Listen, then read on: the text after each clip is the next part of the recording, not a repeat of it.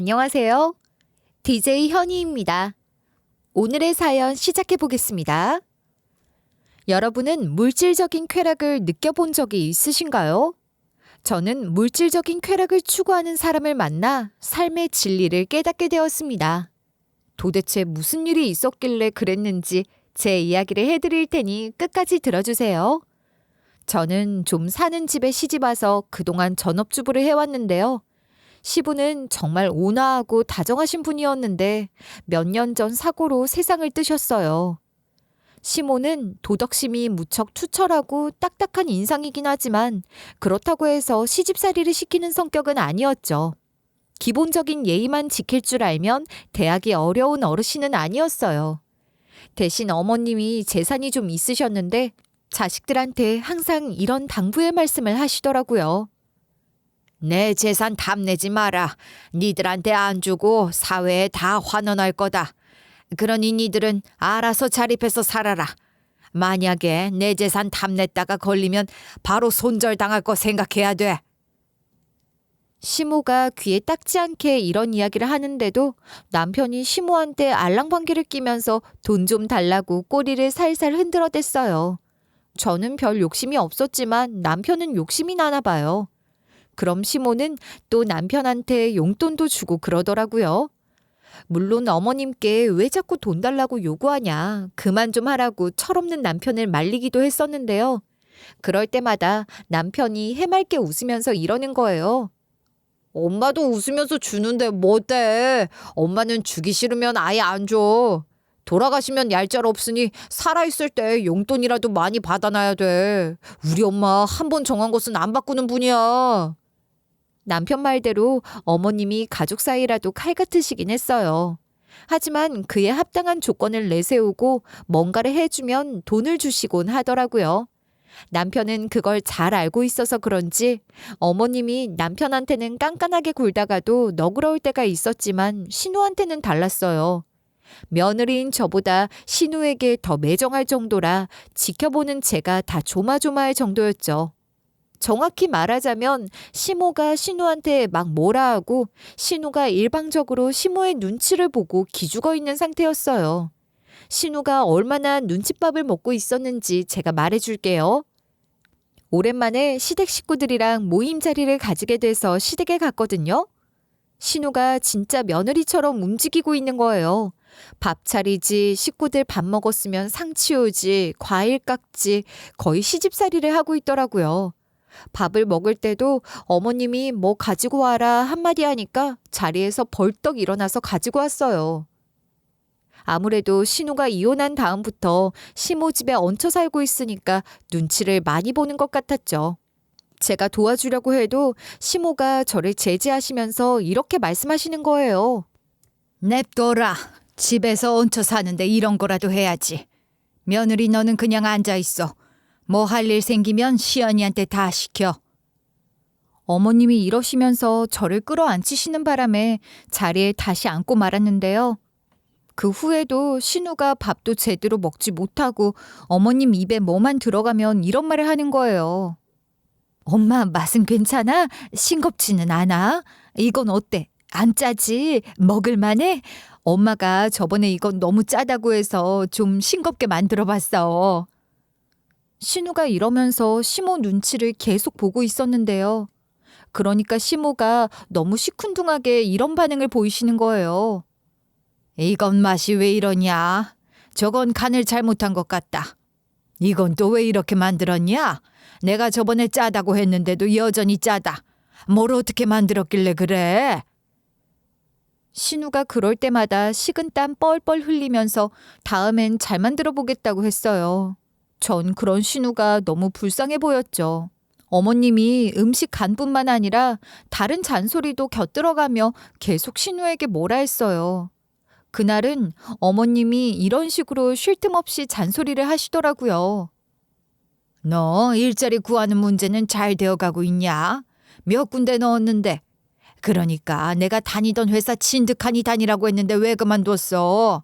네 나이가 몇인데 회사를 이리저리 옮겨 다니기만 하니 경력도 안 쌓이는 거 아니냐? 어릴 때야 상관없지만 네 나이에 경력이 애매하면 취직도 어렵다. 시모가 이러니까 신우가 자리를 뜨려다가 다시 눈치를 보면서 앉았어요.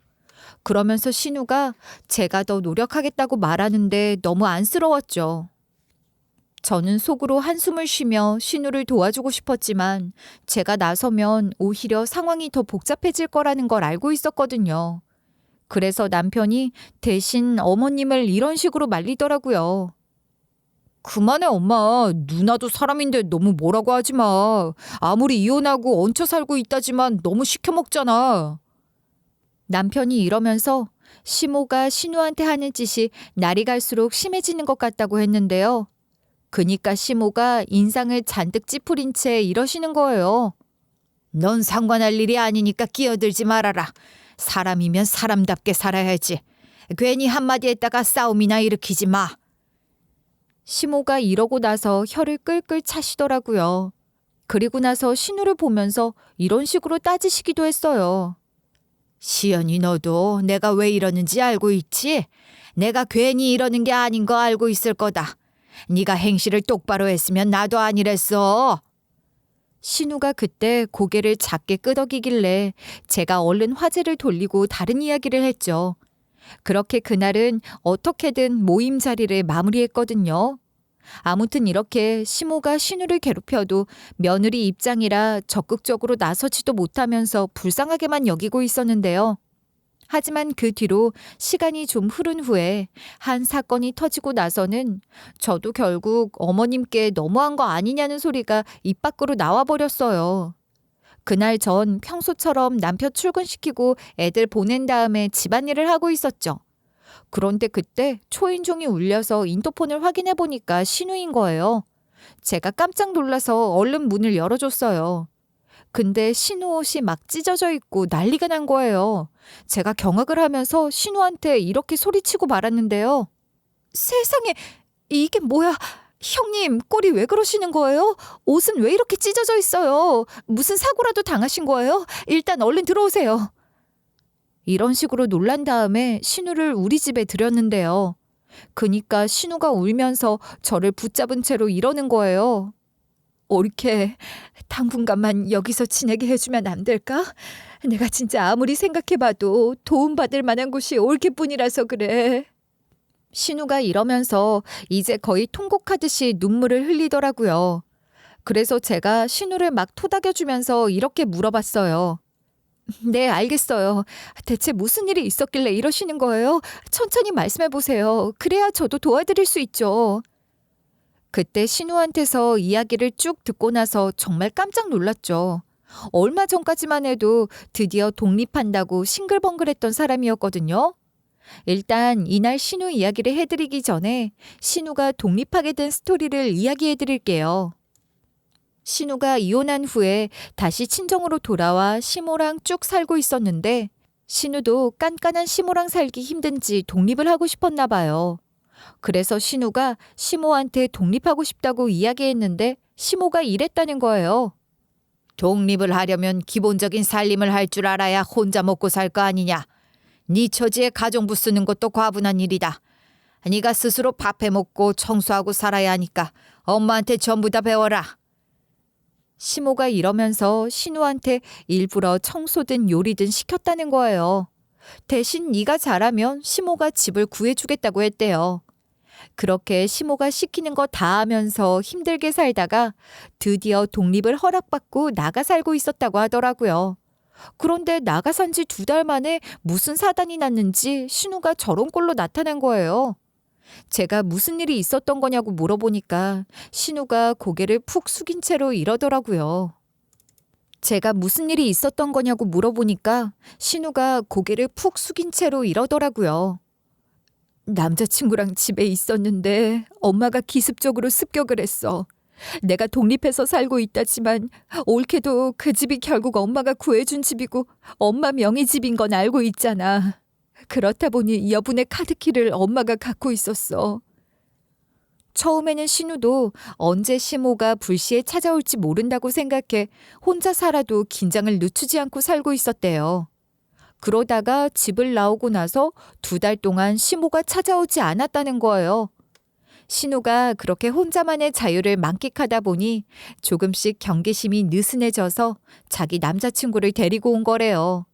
심지어 그 남자친구는 시모가 반대해서 헤어진 척하고 있던 남자친구였다고 하더라고요. 근데 타이밍도 참 신통방통하죠. 신우가 그 남자친구를 데리고 온 날 시모가 불시에 신우 집을 습격한 거예요. 그러면서 시모가 신우 머리채를 휘어잡고 옷을 찢으면서 이렇게 악을 질렀대요. 아직도 정신 못 차렸냐? 내가 분명히 헤어지라고 했잖아. 또 어떤 남자를 잡아먹으려고 이러냐? 내가 너 집에 남자들이라고 이 집에 살라고 한 줄 알아? 이딴 식으로 살 거면 내 집에서 나가! 시모가 이런 식으로 길길이 날뛰면서 신우를 내쫓았다고 하더라고요. 신우 남자친구는 부모님, 할아버지랑도 같이 살고 있어서 남자친구 집에 들어가 살기 그랬대요. 지금 당장 갈 곳이 없으니 새로운 집을 구할 때까지만 우리 집에서 지내게 해달라고 부탁을 하러 온 거래요. 신우가 구구절절 설명을 전부 다 하더니 이렇게 사정하는 거예요. 올케가 이 집에서 살게만 해준다면 내가 방세는 꼭 낼게. 무일푼으로 빌붙지는 않을 테니까 잠시만 살게 해주라. 그래서 제가 됐다고 말하면서 이 정도면 남편도 괜찮다고 할 거라고 일단 우리 집에 있으라고 했어요. 남편한테는 일단 신우가 우리 집에 머물러야겠다고 말은 해놓아야 하니까 전화를 했는데 안 받더라고요. 그래서 나중에 전화하기로 하고 신우 갈아입을 옷을 주고 뭘 좀 마시면서 진정 좀 하라고 차도 내왔어요. 신우랑 차를 마시면서 제가 대체 어머님께서는 왜 그러신 거냐고 물어보니까 신우가 이렇게 이야기하는 거예요. 옳게도 알고 있겠지만 우리 엄마가 도덕심이 높으셔서 이혼에 보수적인 편이잖아. 그런데 내가 한번 이혼하고 갔다 오고 나서 또 남자를 만나는 걸 못마땅해 했어. 신우 말대로 시모가 좀 보수적이긴 하셨어요. 심지어 어머님이 신우 보고 해프다는 식으로 이야기하시더라고요. 그리고 너는 다시 시집갈 생각하지 말라고 독립하게 되더라도 평생 혼자 살라고 했어요. 그래서 신우가 남자친구 만나는 것도 반대했던 거고요.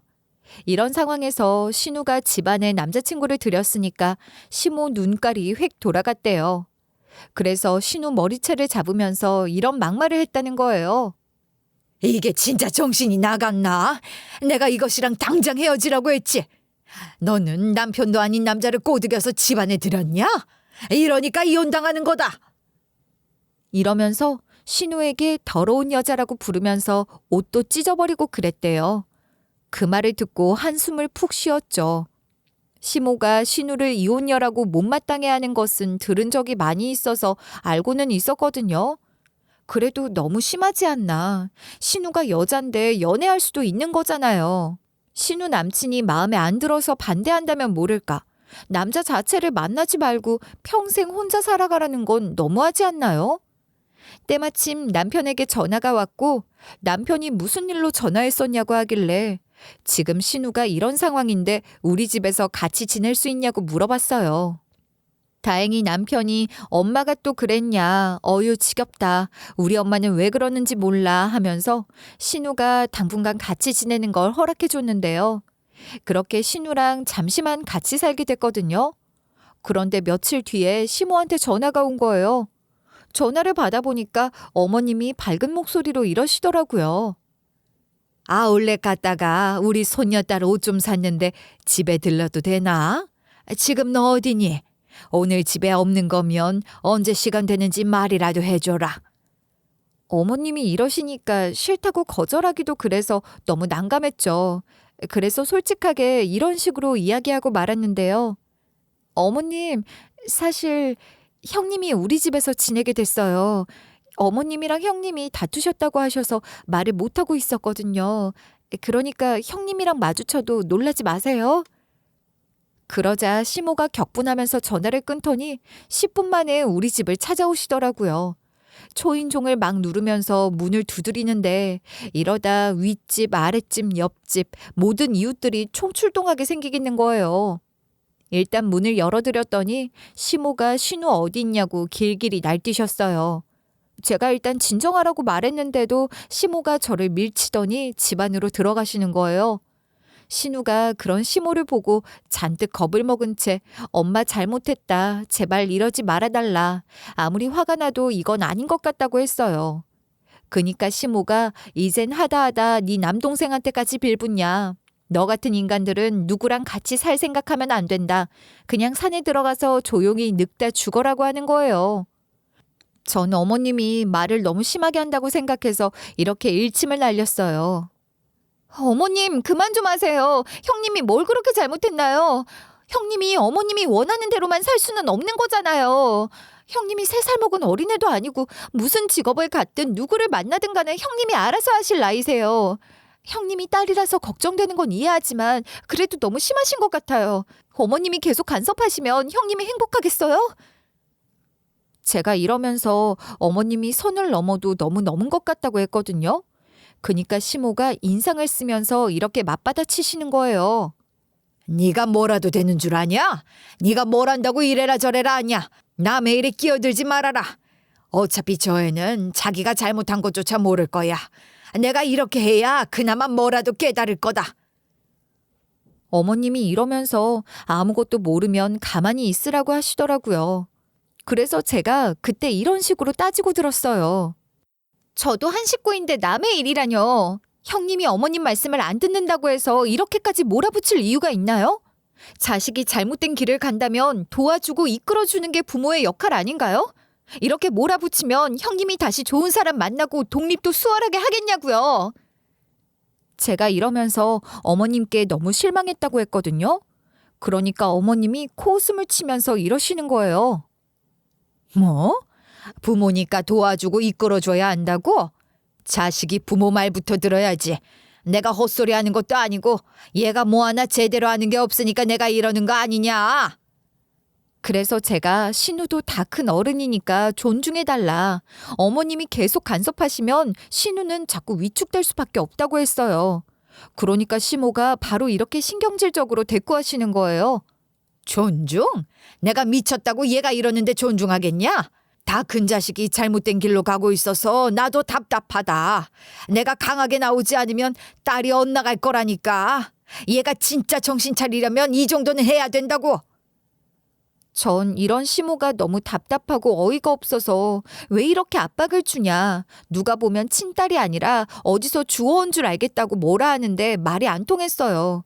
신우한테 손가락질까지 하면서 민폐 끼치지 말고 집으로 오라는 거예요. 신우가 그 말을 듣고 바로 짐을 싸더니 시모를 따라가니까 고구마를 100개 먹은 것 같았어요. 아무리 제가 이성적으로 조목조목 따지고 들어봐도 소용이 없다는 생각이 들었죠. 그렇게 결국 시모가 신우를 데리고 가버렸어요. 그 뒤로 신우가 시댁에서 살면서 전이랑 똑같이 눈칫밥 먹고 있는 것 같았거든요. 그러던 어느 주말 애들이 친구 집에서 자고 온다고 해서 우리 부부끼리 밥을 먹고 있었어요. 근데 남편한테 전화가 온 거예요. 남편이 전화를 받아보고 표정이 점점 굳더라고요. 무슨 일인가 싶어서 전화를 끊을 때까지 기다렸어요. 근데 남편이 전화를 끊고 나서 멍한 표정으로 이러는 거예요. 엄마가 사고를 당해서 의식을 잃은 상태로 병원에 있대. 위급한 상태라고 빨리 오라고 하는 걸 보아하니 지금 당장 가봐야 할 것 같아. 남편이 이러길래 저도 입을 떡 벌리고 넋을 놓고 있다가 서둘러 자리에서 일어섰어요. 바로 남편이랑 같이 시모가 계시는 병원에 갔는데요. 누가 시모를 발견했나 싶었는데 시댁에 드나드는 아주머님 한 분이 발견하셨다고 하더라고요. 시모가 신우에게 요리랑 청소 가르치겠다고 집안일을 시켰다고 했잖아요. 근데 음식에 대해서는 어머님이 워낙 까다롭다 보니 신우의 요리 솜씨가 끝까지 영성에 안 찬 거예요. 그래도 100% 만족스럽지는 않지만 어느 정도 하는 것 같으니 독립시켰는데 남자친구 사건 때문에 신우가 다시 시댁에 돌아왔잖아요. 그러고 나서는 신우한테 청소 같은 건 시켜도 요리는 반찬 해주시는 아주머니를 불러야겠다고 생각하셨나 봐요. 그래서 예전에 시모 집으로 일주일에 2번 정도 오시던 가사 도우미를 부른 거고 그분이 다시 시모 집 반찬을 해주시게 됐다고 하더라고요. 워낙 예전부터 일했던 분이라 신뢰가 쌓여서 시모가 비밀번호도 알려줬고 시모가 없을 때도 반찬 해놓고 나가시곤 했거든요. 그분도 반찬 해놓으려고 비밀번호를 누르고 들어갔는데 신호를 딱 발견한 거죠. 신우가 그때 잠시 외출을 한 상태였기 때문에 신우도 우리처럼 나중에서야 연락을 받고 허겁지겁 병원에 왔대요. 그때 의사가 들어와서 이런 식으로 심호 상태를 이야기해 주시더라고요. 뇌사 상태는 아닌데 의식을 되찾지 못하시고 계세요. 지금 해볼 수 있는 검사는 전부 다 해봤지만 일단 기다려 보셔야 할 것 같습니다.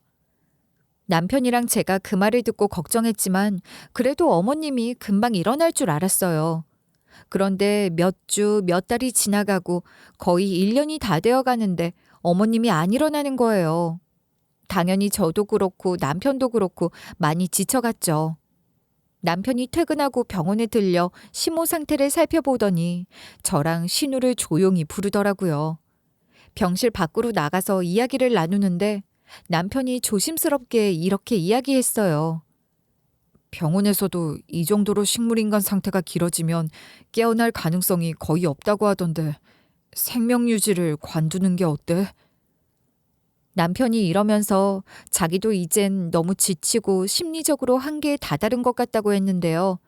그러자 신우가 길길이 날뛰면서 이런 식으로 소리를 빽 지르는 거예요. 말이 안 되는 소리 하지 말아라. 10년 넘게 식물인간인 사람도 일어난 케이스가 있어. 사람 일은 어떻게 될지 모르니까 절대 안 돼. 신우가 이러면서 얼굴이 점점 시뻘개져 가는 거예요. 그러니까 남편이 한숨을 푹 내쉰 다음에 이렇게 대꾸하더라고요. 그런 케이스는 정말 10,000분의 1 정도야. 대부분은 못 일어나. 도대체 언제까지 이러고 있으려고? 1년? 2년? 10년까지는 계속 이러고 있으려고? 남편이 눈물을 글썽이면서 더 이상 못 버티겠다고 하고 있었거든요. 그러니까 신우가 이런 식으로 격분하는 거예요. 아무리 힘들어도 그렇지. 어떻게 우리 엄마한테 그런 소리를 할 수 있어? 남도 아닌 자식이 이러는 게 어디 있냐고. 신우가 이러면서 이런 게 바로 불효라고 소리를 질렀어요. 남편이 그 말을 듣자마자 이렇게 울컥하고 말더라고요. 나라고 이러고 싶어서 이러는 줄 아냐? 나도 엄마가 깨어났으면 좋겠어. 근데 너무 힘들어서 이러는 거 아냐? 남편이 이러면서 왜 자기한테 그러냐고 눈물을 왈칵 쏟아냈어요. 그런데도 신우가 끝까지 씩씩대면서 이러는 거예요. 너 같은 게 내 남동생이라는 게 너무 창피하다. 우리 엄마를 보면서 계속 언제 저 세상 가시냐고 기다리고 있었던 거 아냐? 신우가 이러면서 자기도 힘들다고 목소리를 높이고 있었는데요. 그러니까 남편이 자기 가슴을 팍팍 치면서 이렇게 억울해하더라고요. 뭐? 나 한 번도 그런 적 없어. 누나는 왜 말을 그렇게 해? 나라고 이러고 싶은 줄 알아? 나도 엄마가 살아났으면 좋겠다고. 신우랑 남편이 이런 식으로 막 뭐라 하면서 대판 싸웠어요. 제가 중간에서 말려봐도 듣지를 않았죠. 그렇게 싸우더니 남편이랑 신우가 저한테 어떻게 생각하냐, 심호를 어떻게 하면 좋을지 물어보는 거예요. 그 순간 얼마나 난감했는지 몰라요. 그게 그럴 것이 제가 함부로 대답하기 어려운 부분인 게 저는 며느리이니 엄연히 따지면 그 권한은 자식들에게 있는 거잖아요. 심정적으로는 저도 신우 편이긴 한데 우리 남편은 반대 입장이다 보니 생명 유지를 하는 게 낫다는 식으로 의견을 내세우면 남편과의 의리를 지키지 않는 것 같은 거예요. 그래서 제가 고민 끝에 모르겠다는 식으로 이야기를 했어요. 그니까 신우가 충격받은 얼굴을 하며 저한테 이러는 거예요. 뭐? 올케가 그런 식으로 이야기할지는 몰랐어. 올케만큼은 다를 줄 알았는데 실망이다. 올케나 너나 둘 다 똑같은 것들이네. 그래, 니네들이 알아서 해라. 그러면서 신우가 눈물을 흘리다가 뛰쳐나가 버렸어요. 남편이 뒤따라가서 신우를 잡았지만 신우가 남편 손을 뿌리치고 가버렸죠. 저도 그 뒤를 따라갔다가 신우한테 전화를 걸었지만 묵묵부답이었어요. 그 뒤로 2주 내내 신우랑 연락이 안 되더라고요. 신우랑 2주 동안 연락이 안 되니까 남편이 생각을 찬찬히 해봤나 봐요. 남편이 좀 후회하는 눈치였어요. 그날은 주말이라 아픈 할머니 보러 가자고 애들이랑 남편이랑 같이 시모 곁을 지키고 있었는데요. 그때 남편이 고개를 떨군 채로 이런 말을 하더라고요. 누나랑 싸운 뒤로 내가 좀 생각을 해봤는데 내가 너무 경솔하고 쉽게 말한 것 같아. 나 같아도 누나가 그랬으면 화났을 것 같더라고. 아무래도 누나가 오면 사과해야겠어. 남편이 이러면서 신우한테 했던 말들이 후회가 된다고 하는 거예요. 그래서 제가 남편을 이런 식으로 위로해주고 있었는데요. 그래, 당신 말하는 투가 그랬어. 힘들어도 조금만 더 버텨보자. 혹시 몰라, 기적이 일어나서 어머님이 살아나실 수도 있잖아. 그렇게 우리 둘이 이야기하고 있는데 갑자기 시모 손가락이 움직이는 거예요. 저랑 남편이 그걸 발견하고 깜짝 놀라서 의사랑 간호사를 불렀어요. 의사랑 간호사가 와서 시모 상태를 확인해 보더니 의식이 돌아오고 있는 중이라는 거예요. 생명 연장 이야기하는 걸 시모도 들었던 걸까요? 어머님이 온 힘을 다해 깨어나시려고 하는 것 같았어요. 감사할 따름이었죠. 그래서 제가 기뻐하면서 신우한테 연락하겠다고 했어요. 남편도 얼른 해보라고 하길래 신우한테 전화를 여러 통 걸었는데 전화를 안 받는 거예요. 결국 제가 신우한테 문자로 이 문자 보시면 꼭 연락 주세요 라는 말만 남겨놨는데요. 어머님이 깨어나시고 있다는 사실을 직접 말로 알려드리고 싶었거든요. 근데 신우한테 다시 전화가 오거나 문자 답장이 오지는 않았어요. 그 뒤로 시모 상태가 눈에 띄게 좋아졌죠. 첫날에는 손가락만 움직이시더니 둘째 날은 눈꺼풀 등이 움직이고 며칠이 지나자 완전히 눈을 뜨셨어요. 그리고 말을 자연스럽게 하지는 못하셨지만 단어로 띄엄띄엄 말씀을 하시더라고요. 그런데 그동안 신우랑 연락이 안 되는 거예요. 신우랑 하도 연락이 안 되니까 신우한테 그냥 이런 문자를 보내놓았어요. 형님, 왜 이렇게 연락이 안 되시는 거예요? 어머님이 깨어나셨어요. 지금 상태가 많이 좋아지셔서 손가락도 움직이고 눈도 뜨셨으니까 얼른 오세요. 제가 이렇게까지 문자를 보냈는데도 답장이 없는 거예요. 그러니까 남편이 엄청 초조해하면서 이러더라고요. 아무래도 누나한테 무슨 일 생긴 거 아니야? 이렇게 계속 기다리고만 있으면 안 되겠다. 내일 엄마 집으로 가봐야겠어. 남편이 이러길래 별일 없을 거라고 다녀오라고 했어요. 우리 입장에서는 신우랑 싸운 것 때문에 껄끄러워져서 현재 신우가 살고 있는 시댁까지 찾아가서 말하기가 좀 그랬거든요. 그래서 휴대폰으로 연락만 했던 거지만 어머님이 의식을 되찾으신 후에도 연락이 안 되니 찾아가는 수밖에 없었죠. 남편이 다음 날에 시댁에 가봤는데도 아무도 없었대요. 전화도 안 받고 대체 무슨 일인가 싶었는데요. 저도 신우한테 계속 전화 걸고 문자했는데 연락이 안 되니까 자꾸만 안 좋은 생각이 드는 거예요. 남편도 무슨 일 생긴 거 아니냐고 하면서 자기가 알고 있는 신우 친구들한테 연락하겠다고 했어요. 만약 신우 친구들한테도 연락이 안 되면 실종 신고해야겠다는 이야기까지 나왔죠. 그런데 신우 친구들한테 연락을 하니 신우 친구들이 아무렇지 않게 이러는 거예요. 걔 행방불명 되었다고 너무 개의치 마세요. 걔 우리한테도 그런 적이 있어요. 2, 3주 동안 연락 안 된 적이 있거든요. 그러다가 또다시 연락 올 거예요. 신우 친구가 이런 식으로 걱정하지 말라고 하니까 신우 친구 말을 믿고 일주일 더 기다려본 다음에 실종 신고를 하기로 했어요. 그 뒤로 시모 상태가 차츰차츰 괜찮아지시는 거예요. 처음 깨어났을 때는 단어로 띄엄띄엄 말씀하시더니 며칠 지나니까 문장으로 말하기 시작하셨고 어눌해서 알아듣기 힘든 것도 많이 좋아지셨어요. 병원에서는 그렇게 오랫동안 식물인간 상태였는데 이 정도 회복 속도면 엄청 빠른 거라고 하면서 놀랍다고 하시더라고요. 신우 친구한테 전화한 지 6일 정도 지난 날, 그날도 시모 곁을 지키고 있는데 드디어 신우한테 연락이 왔어요. 그래서 제가 신우 전화를 받자마자 시모가 깨어났고 상태도 많이 좋아졌다고 했죠. 신우가 그 말을 듣고 기뻐하면서 지금 다른 곳에 있어서 내일 아침에 바로 출발하겠다고 했어요. 신우는 그러면서 미안하다고 덧붙였습니다. 그때 너무 속상해서 홧김에 잠시 저희를 차단했었다고 하더라고요. 시댁에 있으면 혹시라도 남편이랑 제가 찾아올까봐 지인 집에 가 있었다고 합니다. 그렇게 이야기 나누고 전화를 끊자마자 시모가 갑자기 벌떡 일어나는 거예요. 그래서 제가 깜짝 놀라서 이렇게 물어봤는데요. 깜짝이야. 어머님 왜 그러세요? 뭐 어디 안 좋으세요? 제가 이러면서 눈을 끔뻑이고 있는데 시모가 제 손을 잡으면서 무어라 말하는 거예요. 처음 깨어났을 때보다 많이 좋아졌다고는 해도 시모 발음이 아직까지 약간 부정확하고 말이 느려서 여러 번 들어야 했어요. 들어보니 신우 있냐는 말이더라고요. 그래서 제가 어머님께 이렇게 말했었는데요. 지금 형님 없어요. 내일 올 거예요. 형님 보고 싶어서 그러시는 거예요? 좀만 기다리면 보실 수 있으니까 저랑 같이 기다릴게요. 제가 이런 식으로 어머님을 달래드리고 있었거든요. 그러니까 시모가 바로 제 팔을 붙잡은 채로 이러시는 거예요. 역시 어머니는 느리게 말씀하셨는데 내용은 이러했습니다. 그럼 지금 병실엔 너밖에 없는 거냐? 시연이가 아직 안 왔다는 거지? 확실히 내일 온다고 했어? 정확히 몇 시에 온다고 했는데? 이런 식으로 물어보셔서 제가 그렇다고 이야기하면서 시간은 잘 모르겠다고 했죠.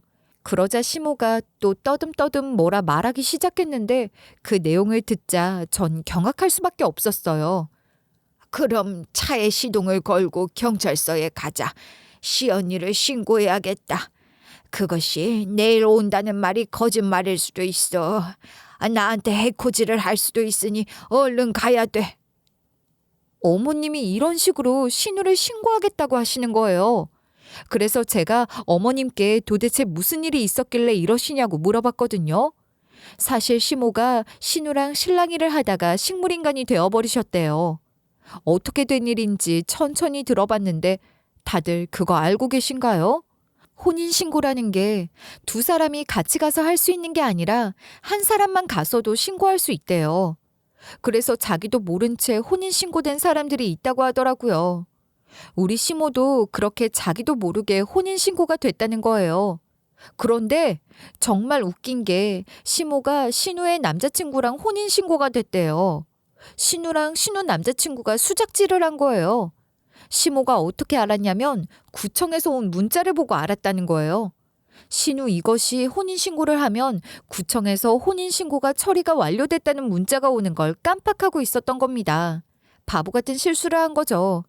그런 걸 속이려면 시모 번호가 아니라 다른 번호로 기재했어야 했는데 이를 그렇게 꾸며놓고는 결정적인 부분에서 실수를 한 거예요. 시모가 어느 날 갑자기 혼인신고가 됐다는 문자를 받게 돼서 구청에 전화를 해보니까 웬 남자랑 자기가 혼인신고가 됐다는 걸 알게 됐대요. 그런데 뭔가 이름이 낯익더래요. 그래서 시모가 휴대폰에 저장된 문서를 찾아보고 막 경악을 했다는 거예요. 그게 우리 신우가 남자친구를 만나는 걸 반대해서 헤어진 척 했다고 했잖아요. 시모가 그때 신우 남자친구를 몰래 뒷조사해 봤었대요. 신우가 평소 행실이 안 좋았으니까 이상한 남자를 만나는 건 아닐까봐 걱정이 됐던 거죠. 그래서 신상에 대해 알고 있었는데 혼인신고서에 작성된 정보랑 일치했다는 거예요. 시모가 그래서 느낌이 딱 왔대요. 신우 남친이랑 신우가 같이 꾸민 짓이구나. 어떻게 자기 딸을 의심할 수 있냐고요? 그게 다 이유가 있었거든요. 신우가 전 남편에게 바람 폈다는 죄를 덮어 씌우려는 짓을 했다가 이혼을 당했었대요. 신우가 이혼하고 싶어서 전 남편을 유책 배우자로 만들기 위해 전 남편이 바람 피워온 걸로 일을 꾸미려고 했다는 거예요. 신우는 시모가 선자리에서 소개시켜준 남자랑 결혼했지만 본인이 좋아해서 한 결혼은 아니었대요. 신우가 속된 말로 끼 있는 여자라서 노는 걸 좋아했지만 보수적인 시모의 감시 때문에 끼를 분출하지 못하고 있었고 시집을 가면 그래도 시모 밑에 있는 것보다는 낫지 않을까 생각했던 거예요. 특히 선자리에서 만난 남자가 해외 출장도 자주 다닌다고 한 말이 신우 마음에 아주 들었던 거죠. 딴짓하기 쉬우니까요. 그래서 결혼 생활 중에도 남편 몰래 밖으로 돌면서 하고 싶은 것 실컷 하고 다녔지만 어느 순간부터는 그냥 남편하고 같이 사는 것도 싫어졌대요. 게다가 신우 남편이 우리 결혼한 지도 꽤 됐는데 아이를 가져야 하지 않겠냐면서 슬슬 임신을 준비하자고 했대요. 하지만 신우는 애한테 발목을 잡히고 싶지 않았나 봐요. 애 돌보느라 놀지도 못하고 집안에만 있는 게 싫었고 결국 이혼하고 자기 남편이랑 아예 남남이 되고 싶어 했대요. 하지만 지 남편하고 단순히 같이 살기 싫다, 애 낳기 싫다고 이혼하려고 든다면 당장 시모부터 신우 머리채를 잡을 게 뻔하니까 확실하게 남편에게 유책 사유를 만들고 싶었던 거예요. 그래서 일을 꾸민 거죠. 도대체 무슨 일을 꾸몄냐고요? 신우 친구 중에 바람 피우다가 신우에게 걸린 친구가 있었는데 그 친구하고 이런 거래를 했다는 거예요. 야, 너 바람 피우는 거 내가 전부 다 찍어놨거든? 네 남편한테 말하지 않을 테니까 올 남편 좀 꼬셔주라. 이렇게 신우가 사람을 고용해 지 친구를 접근시켰대요. 근데 전 남편이 넘어오지 않고 이런 식으로 막 뭐라고 했다고 하더라고요. 왜 자꾸 이러세요? 계속 이러시면 곤란해요. 그리고 낯이 좀 익은데 아까부터 긴가민가 했는데 혹시 시연이 동창분 아니세요? 예전에 시연이 동창 모임 자리 데려다 줄 때 잠깐 뵀던 분 같은데요. 신우의 전 남편이 눈썰미가 정말 좋은 사람이라서 여자를 이런 식으로 한눈에 알아봤던 거죠. 그때 여자가 깜짝 놀라서 이렇게 진실을 실토했었대요. 사실 제가 남편 몰래 바람을 피우고 있었거든요. 그러다가 시연이한테 딴 남자 만나는 걸 들켰는데 숨겨주는 대신 이렇게 해달라는 거래를 했었어요. 죄송해요. 저도 일부러 그런 건 아니에요. 이런 식으로 신우 친구가 고백을 하는 바람에 신우가 전 남편에게 모든 사실을 들켜버렸다고 하더라고요.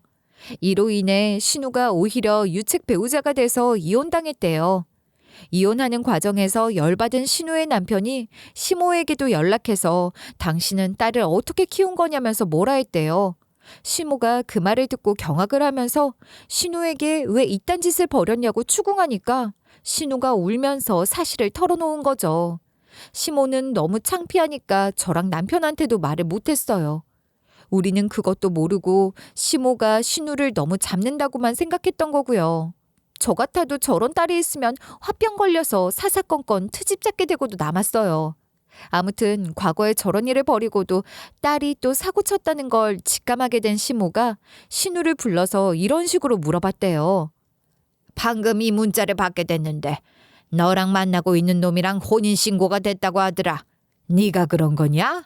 내가 전화해서 전부 다 확인해봤으니까 솔직하게 털어놔라. 시모가 이러니까 신우가 얼굴이 새하얗게 질리더니 아, 문자를 생각 못했다고 중얼거렸다는 거예요. 시모가 그 말을 듣고 당연히 길길이 날뛰면서 이렇게 언성을 높였대요. 진짜로 네가 네 남친이랑 나를 혼인신고 처리한 거냐? 이게 뭐하는 짓거리야? 도대체 왜 그랬는데? 문자를 생각 못했다니 그게 무슨 소리야? 시모가 이러면서 이러는 게 말이 되냐고 막 따졌다고 하더라고요. 그런데 신우가 이런 식으로 발뺌을 했다는 거예요. 내가 방금 무슨 소리를 했다고 그래? 내가 안 그랬어. 난 모르는 일이야. 왜 생사람 잡고 그래? 내가 했다는 증거 있어? 신우가 이러면서 자기는 억울하다는 얼척없는 소리를 했대요. 그래서 시모가 이때 이렇게 으름장을 놓았다는 거예요. 혼인 무효 소송한 다음에 구청 쪽 협조를 받아서 CCTV 보여달라고 하면 다 알게 되는 사실이야. 소송까지 가기 전에 솔직히 이야기하라고 했다. 그니까 신우가 그제야 자기가 한 짓이라고 인정했다고 하더라고요. 신우는 시모의 딸인데다가 심지어 같은 집에 살고 있으니 혼인신고서에서 필요한 신분증이나 인감을 훔치는 건 일도 아니었겠죠. 시모가 그 대답을 듣자마자 화가 머리끝까지 나서 자리에서 벌떡 일어났는데 갑자기 숨이 턱 막히면서 눈앞이 흐려졌대요. 시모가 원래 혈압이 좀 높으신데 신우가 그런 짓을 하니까 쓰러지시게 된 거죠. 어머님이 이 이후로 기억이 안 나신다고 하는데 고혈압으로 뇌출혈이 와서 식물인간이 되는 환자가 종종 있다고 하잖아요. 그래서 어머님이 잠시 동안 식물인간 상태가 되신 것 같았어요. 어머님이 의식이 흐려지던 와중에 신우가 시모를 두고 도망가는 것을 봤고 그것이 어머님이 식물인간이 되기 전 마지막 기억이었대요. 처음에 깼을 땐 기억이 듬성듬성 빈 부분이 있었지만 며칠이 지나 차차 조금씩 기억을 되찾기 시작했대요. 원래 식물인간 상태로 오래 있다 깨어나면 일부 기억들이 잘 안 나는 경우가 많다고 해요. 회복하면서 서서하게 돌아오는 사람도 있지만 영구적으로 손상되는 기억도 있다고 합니다. 하지만 제가 신우랑 통화하던 순간 시모는 신우 때문에 쓰러지게 된 그날의 기억이 강렬하게 떠올랐다고 하더라고요. 이렇게 모든 사정을 전해 듣고 나서 어머님을 경찰서로 모시고 가기로 했어요. 어머님이 경찰한테 모든 사실을 진술하게 됐고 시모의 증언으로 신고할 수 있게 됐죠. 참고로 신우녀는 우리한테 내일 갈 거라고 말을 해놓고 도주를 했어요. 연락도 안 돼서 시댁에 가보니까 짐 싹 챙겨서 도망간 거예요. 아예 잠수를 탔더라고요. 생각해보면 당연하긴 해요. 지도 머리가 있으면 지 엄마가 깨어났으니 그때 일을 기억할 수도 있다고 생각할 거 아니에요. 아무리 신우가 바보라고 해도 말이죠. 그래도 멀리는 못 갔는지 경찰이 2주간 쥐잡듯이 수색한 끝에 신우가 있는 곳을 알아내서 현장을 습격했어요. 그래서 제가 경찰서에 가봤더니 경찰이 신우를 이런 식으로 떠보고 있더라고요. 어머니의 동의 없이 남자친구분이랑 혼인신고를 한 다음에 재산을 가로채려고 하셨죠? 이거 전부 다 중대한 사기 행위에 해당됩니다. 무슨 목적으로 그랬는지 털어놓으면 처벌 수준이 약해질 수 있으니까 솔직하게 말씀해 보세요. 경찰이 이러니까 신우 눈이 엄청나게 커졌어요. 역시 경찰이 예리하더라고요. 우리 진술은 물론 시모가 재산이 꽤 있는 거랑 시모가 모든 재산을 환원하겠다고 말한 걸 듣고 이거 재산을 노린 범죄로 파악해버린 거죠. 그게 아니면 솔직히 지 남친이랑 엄마를 결혼시킬 이유가 없잖아요. 이런 상황에서 신우가 모든 걸 들켰구나 하고 엄청 쫄더라고요. 결국 신우가 모든 사실을 이런 식으로 털어놨어요. 전 엄마가 전 재산을 사회에 환원하려고 하겠다고 하니까 일부러 울 남친이랑 엄마를 혼인신고시켜서 결혼시키려고 했어요. 유류분 청구를 할 수 있다고는 하지만 그것도 변호사를 써야 하고 그러려면 돈이 드는데 저는 돈이 없었거든요. 게다가 유류분 청구한다고 해도 저한테 남동생이 있으니 남동생보다는 더 많이 받을 수 없을 거 아니에요. 그래서 혼인신고를 시킨 다음에 엄마 돌아가실 때까지 조용히 기다리다 재산을 가로챌 계획을 세우고 있었어요. 그런데 하필 그 사실을 알게 된 엄마랑 실랑이를 벌이며 싸우다가 엄마가 의식을 잃어버리고 식물인간이 된 거예요. 신우 입장에서는 시모가 쓰러진 게 좋은 기회였겠죠. 이미 혼인신고를 해놓은 상태니 혹시나 영영 눈을 감으시기라도 하면 자기 입장에서는 손해는 없으니까요. 하지만 시모는 식물인간이 됐고 일부러 착한 척을 하면서 연명치료를 원한다는 식으로 굴었습니다. 사실은 일부러 화난 척하다가 나중에 다시 돌아와 이렇게 말하려고 했대요. 현태야, 그리고 올케, 내가 생각해봤는데 현태 말도 맞는 것 같아. 이제 미련을 버리자. 이렇게 엄마를 억지로 붙잡아 놓는 것도 엄마한테도 못할 짓 하는 것 같아. 이런 식으로 남편 말에 못 이겨 연명치료를 중단하자는 식으로 말하려고 했다는 거예요. 남편이랑 제 연락을 안 받았던 건 하도 연락이 계속 귀찮게 오니까 일부러 일정 기간 동안 차단을 하고 있었대요. 남편이 찾아갔을 때 신우가 없었던 건 특별한 이유는 아니고 잠시 지 남친이랑 놀러 가서 그런 거였어요. 그러다 차단을 풀고 무슨 연락인지 천천히 읽어보다가 시모가 의식이 돌아왔다는 연락을 받고 심장이 쿵 하고 내려앉은 거죠. 의식이 돌아왔으면 어머님이 신우가 한 짓을 말했지 않을까 싶었대요. 신우는 벌벌 떨었지만 그래도 지능이 한 자릿수는 아니었기 때문에 지금까지 별일이 없는 걸 보면 아직까지는 말한 게 아니지 않을까라는 생각이 들었대요. 그래서 떠보려고 저한테 전화를 걸었는데 느낌상 모르는 눈치였던 거예요. 이런 이유로 신우가 저한테 내일 가겠다고 거짓말을 하고 허겁지겁 짐을 챙겨서 도주했던 거죠. 결국 신우가 자신의 남자친구와 함께 시모의 재산을 가로채기 위한 계획을 세웠다는 사실이 드러났어요. 경찰 조사가 끝난 후 신우랑 신우 남자친구가 기소됐는데요. 신우가 시모한테 이런 식으로 빌기 시작했죠. 엄마, 제발 내가 잘못했어. 한 번만 용서해줘. 내가 이렇게 빌 테니까 제발 고소 취하해주면 안 될까? 나 한 번만 살려줘, 엄마. 신우가 이러면서 눈물 콧물을 질질 흘리고 있었거든요. 시모가 그런 신우의 모습을 실컷 비웃어주면서 이러셨어요. 치아? 이 멍청한 거사. 형사사건이 치아가 되냐? 넌 내가 고소 안 했어도 기소까지 당했으니 어차피 끝날 운명이었어. 이게 네가 잘못했다고 해서 치아될 수 있는 일인 줄 알아? 네가 한 짓을 생각해봐라. 자식이 부모를 배신하고 부모 재산까지 가로채려고 한 걸 생각해보라고. 그러니까 신우가 나 엄마 딸이지 않냐. 한 번만 용서해주면 남자친구와도 헤어지고 엄마가 하라는 대로 하겠다고 말하면서 질질 짰어요. 그러자 시모가 이런 식으로 비아냥거렸죠. 네가 나를 부모로 생각했으면 날 배신했겠니? 넌 이제 나를 엄마라고 부를 자격도 없다. 난 네가 어떤 처벌을 받고 형을 살게 되어도 너한테는 재산 한 푼도 안 남길 거다. 내가 죽기 전에 다 쓰고 갈 거니까 그렇게 알고 있으라고. 그 뒤 재판이 열렸는데 다행히 신우 남자친구와 혼인은 무효로 처리되어 법적 효력을 상실했습니다. 신우의 경우는 재산을 갈취할 목적으로 남친과 어머니의 혼인신고를 도와 사기를 저지르고 어머님이 쓰러진 상황에서 아무런 조치를 취하지 않고 방치한 점이 중대한 범죄로 인정받았습니다. 또한 그러한 범법행위의 의도가 상속과 연관되어 있었기 때문에 상속 결격 사유로 볼 수 있었죠. 피고인은 범행에 적극적으로 참여하여 법적 효력을 발생시키기 위한 의도를 가지고 있었습니다. 이러한 행위는 관련 법령을 명백히 위반한 것으로 혼인의 본질적 요소인 당사자의 동의를 무시한 심각한 범죄입니다. 또한 부모가 뇌출혈로 쓰러진 상황에서 적절한 조치를 취하지 않고 방치하여 생명과 건강에 위험을 초래했습니다. 피고인에게 징역형을 선고하며 재산을 청구할 권리도 박탈됩니다. 이렇게 재판이 끝나서 로비 쪽으로 나왔는데 신우가 울음을 터뜨리면서 소란을 피웠습니다. 그래서 법원 사회복무요원들이 막아서서 여기서 소란 피우면 안 된다고 하더라고요. 그 사이에 시모가 가자고 하셔서 법원을 빠져나왔죠. 시모가 그날 신우가 해코지할 것 같다고 하시면서 실버타운 같이 안전한 곳으로 들어가신다고 하셨어요.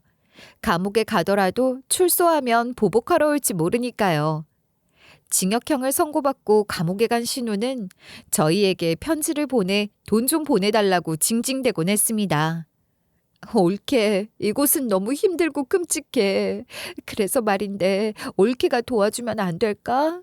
영치금 좀 보내줘. 아무리 감옥에 살아도 사람답게는 살아야 할 거 아니야. 돈이 없으니 교도소 매점에서 싸구려 빵도 못 사고 있어. 내가 다른 수용자한테 참치캔 하나 얻어먹으려고 별짓 다 하고 살아. 엄마랑 살면서 집안일 할 때도 속옷 빨래는 안 했는데 매일같이 그 짓거리 하고 있어. 엄마한테 그런 건 진짜로 뉘우치고 있어. 감옥만 나오면 내가 직접 찾아가서 무릎 꿇고 빌 수도 있으니까 제발 도와줘라. 우리 가족이잖아.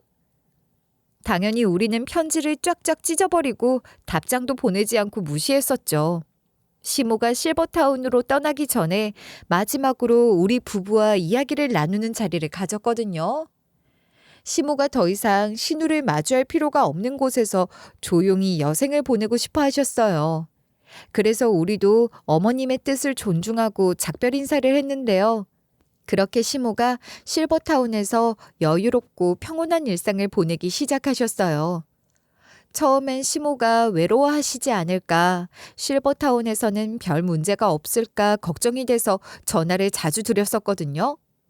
근데 전화를 드릴 때마다 시모가 매번 여기 참 조용하고 좋다.